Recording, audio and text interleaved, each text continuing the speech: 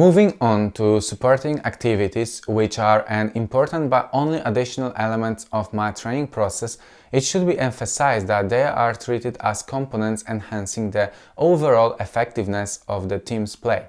I try to introduce them moderately, adapting them to the profiles and skills of the selected players.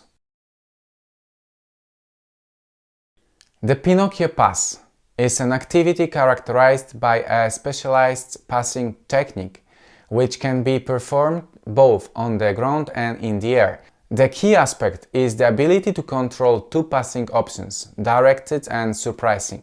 This action, also known as the no-look pass, involves the player deciding on the direction of the pass before actually giving a physical cue.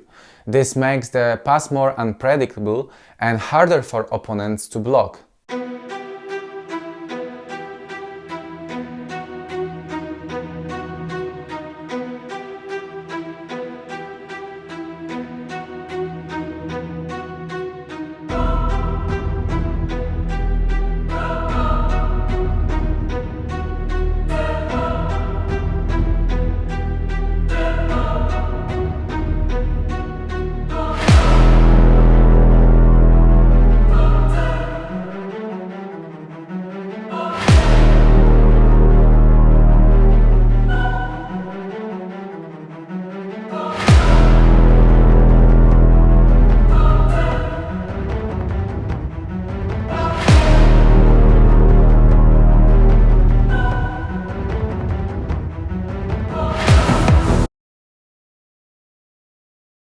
The Italian trick is an action involving the player introducing the ball with one touch while his body is in a half-closed position.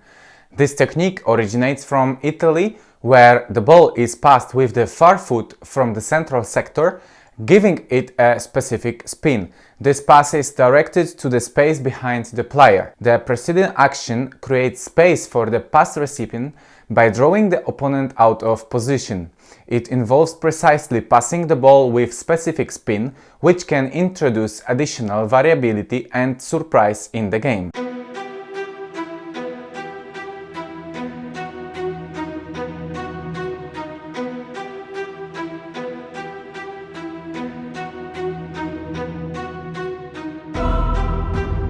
Ladder is an activity proposed by Brazilian coach Fernando Diniz.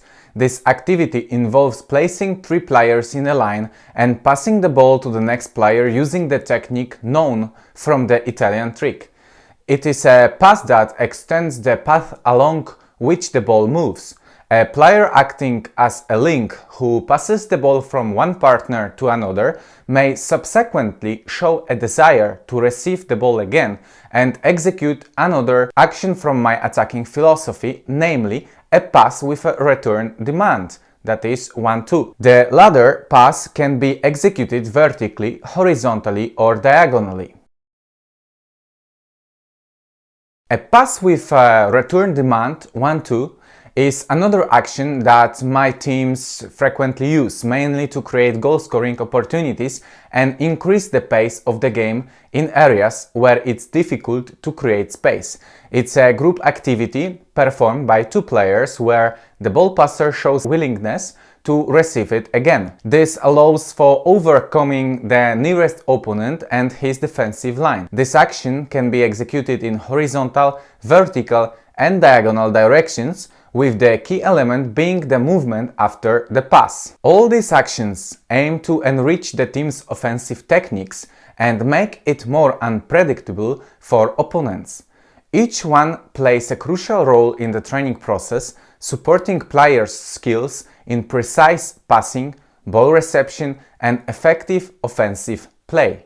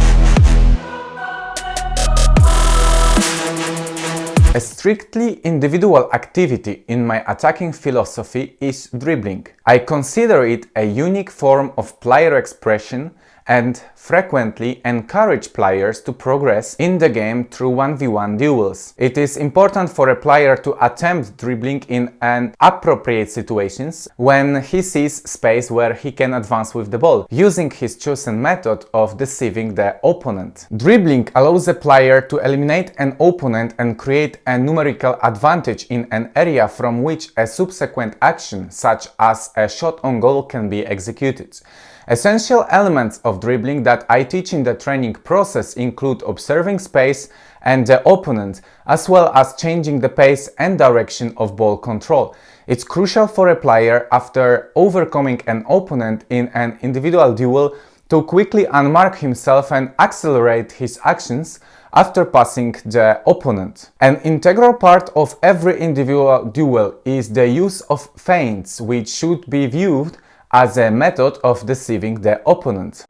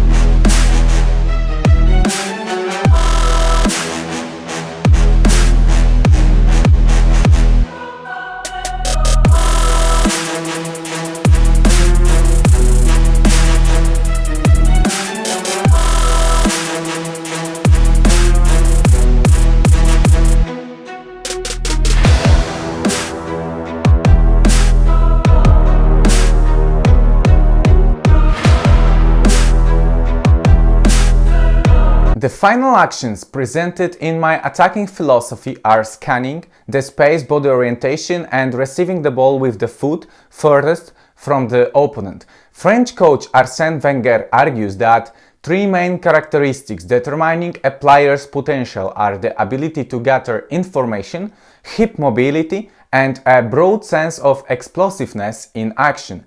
The ability to observe the surroundings is key to gathering and processing information that allows for decision making on how to act in the game.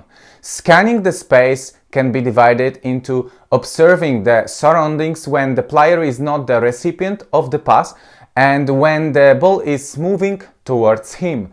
The concept of critical scanning refers to the situation where a player observes the space after the ball has been released from the partner's foot but is still in transit. This type of observation is particularly important for the player receiving the ball. The player controlling the ball should also be aware of the space around him. It's important that he does this at the appropriate moments. In my opinion, a player dribbling the ball should scan the space every time he lifts it from his foot while dribbling. In other words, as many touches of the ball, as many observations of the field.